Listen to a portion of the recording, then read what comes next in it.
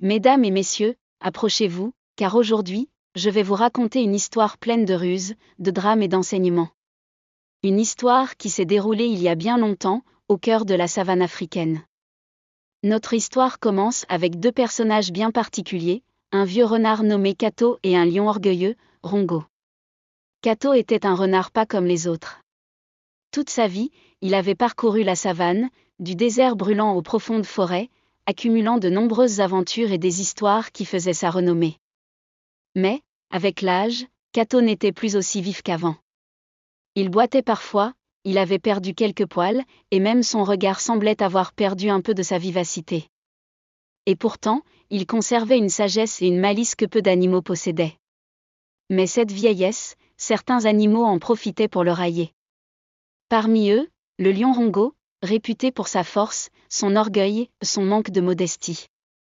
Un jour, alors que Kato traversait tranquillement la savane, Rongo apparut sur son chemin. En le voyant boiter, le lion éclata de rire. « Ah! Eh bien, Kato, ne t'avais-je pas dit que la vieillesse te rendrait inutile? Regarde-toi. Tu n'es plus que l'ombre de toi-même. Je suis sûr qu'avec mes yeux fermés, je pourrais t'attraper. Ah, Rongo. Tu es peut-être le roi de la savane, mais même un vieux renard comme moi pourrait t'apprendre une leçon. La force brute ne fait pas tout, tu sais. » Ces mots éveillèrent la curiosité du lion, mais surtout, ils piquèrent son orgueil. Une leçon? De toi, Kato? Un vieillard incapable de courir? Très bien. Je te laisse jusqu'à demain pour me montrer ta soi-disant leçon. Rendez-vous au sommet de la colline à l'aube. Prépare-toi, car je te montrerai la puissance d'un vrai roi. Cette nuit-là, alors que Rongo dormait profondément, confiant de sa victoire, Kato, lui, ne ferma pas l'œil.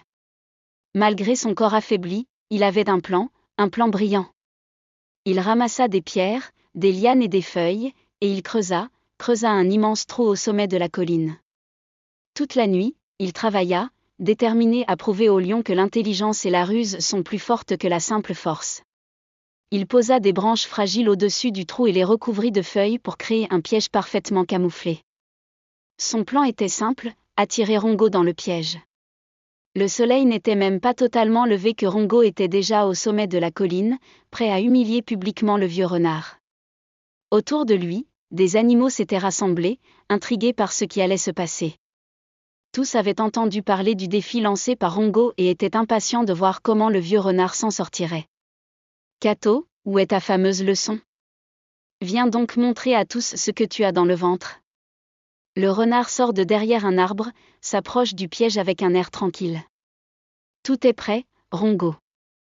Approche-toi et montre-moi ta force.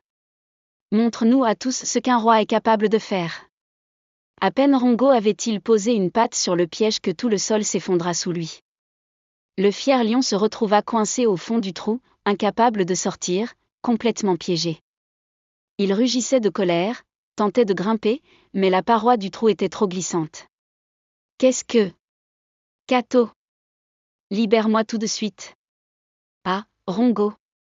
Je t'avais bien dit que la force ne fait pas tout. Parfois, il vaut mieux réfléchir avant d'agir. » Voilà la leçon d'un vieux renard pour un roi un peu trop sûr de lui. Les autres animaux éclatèrent de rire. Voir le puissant Rongo piégé par le vieux renard était la chose la plus amusante qu'ils avaient vue depuis longtemps.